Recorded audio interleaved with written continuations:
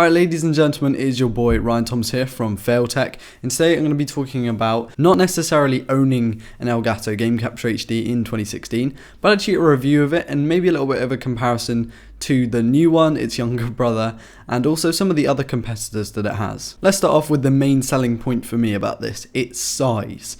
This is a really cool thing. I'll tell you a little bit of a story. So back when I started wanting to make YouTube videos, I had the very first Hauppauge PVR or Hauppauge or whatever it is. It was basically the HD PVR, which uses component in and out. That was pretty good. I then traded that with my friend Morgan, who has given me his HD PVR Gaming Edition 2 with the HDMI in and out and then component in as well. And that's really good because I get to record PlayStation then and Xbox and all this stuff. And then I went and got an Elgato. So this is the first one that I actually fully paid for. It was about £90. I remember getting it for my birthday a couple of years ago now.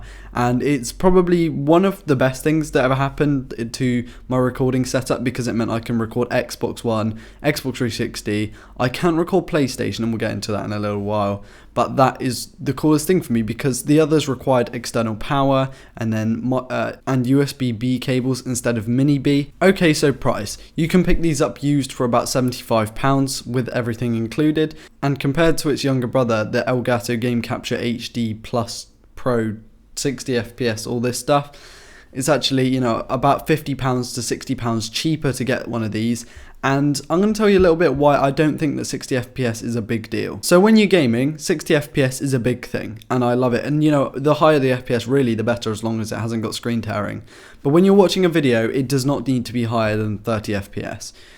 You could argue against that, but considering if you needed to do slow motion, you've done that before the processing and rendering, then I don't see why you'd need it in 60 FPS. It's a bit of a gimmick to watch a video in 60 FPS, to be honest, and I much prefer all my videos to be in 30 FPS. And so that's why I think it's not really that much of an option to go up to the HD 60 Pro or whatever it is. Also with this is the fact you cannot record PlayStation 3 footage because it doesn't have component or composite input, whereas the standard one, the one that we're reviewing right now, does have that via an S-video cable option. The thing with this is when I got it, I did not get the cable with it, and so you have to buy it. And okay, it's about £5, so it's not that much money. It's the fact I had to go to the point of actually buying one, and I ended up not even buying one at all. If you buy your Game Capture HD and you manage to get the cable with it, then you're going to do really well because you basically can connect to anything.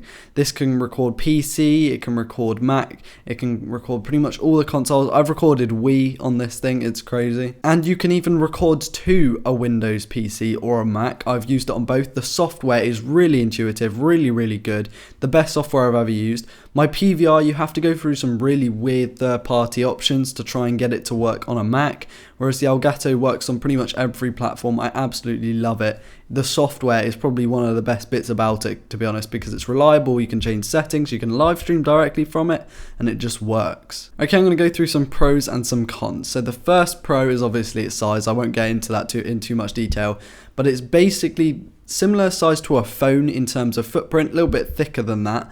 But in terms of footprint, it takes up about the same size as a compact phone. If you were looking at something like an iPhone 6 Plus, or you were looking at something like an LG G3, which is about the average size phone, it actually is smaller than that. And if you're going for a larger phone, such as the Huawei P8 Max or the iRulu, then this is absolutely tiny. For ports, we've got an HDMI in and HDMI out. We've got a mini USB out as well to go to your computer, and you've also got an S-video in, which usually comes with a little expansion cable which has all the component and composite inputs that you want. It uses no external power apart from obviously the USB, which is also being used for data, so that's a really big pro because, like I said, in the past when I've used video capture devices, you've needed external power, usually via a wall adapter. It works on Mac and PC, and it's insanely cheap for what it is. I mean, £75.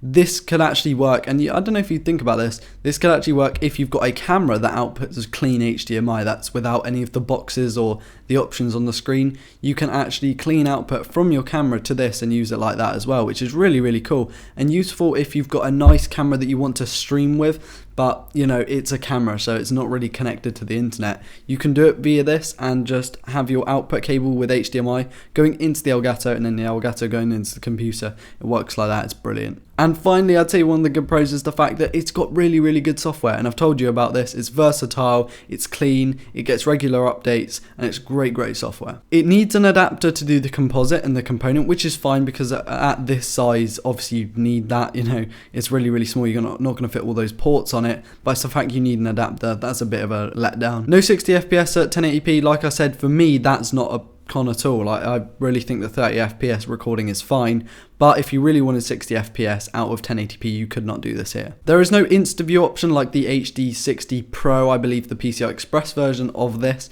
which means that there's a slight delay, which means you're going to have to change things. If you're live streaming, you're going to have to change things in settings to make sure everything's lined up. And finally, now this is a bit of a weird one, and I don't know if you've noticed this by now, but it is insanely glossy and it's insanely shiny on the outside.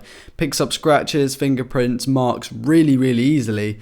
And if you're like someone who really likes to keep their devices clean, you're not going to like this. But considering an HD capture device is probably going to sit behind your setup or in amongst a load of wires, it's not an issue, and for me it's not really much of a worry, but the HD60 is matte compared to this one. So what would I say overall? This, if you're starting YouTube, is the best thing to invest in. Out of anything, the Elgato is the best thing to invest in. If you really enjoy making videos, get one of these. They're really, really good. We'll recommend over the PVR a hell of a lot, just because of just how versatile, reliable, everything about it is just really, really good. It's useful if you're traveling as well and want to record at a mate's house or something, because it's a tiny little box. Like I said, doesn't need external power or anything.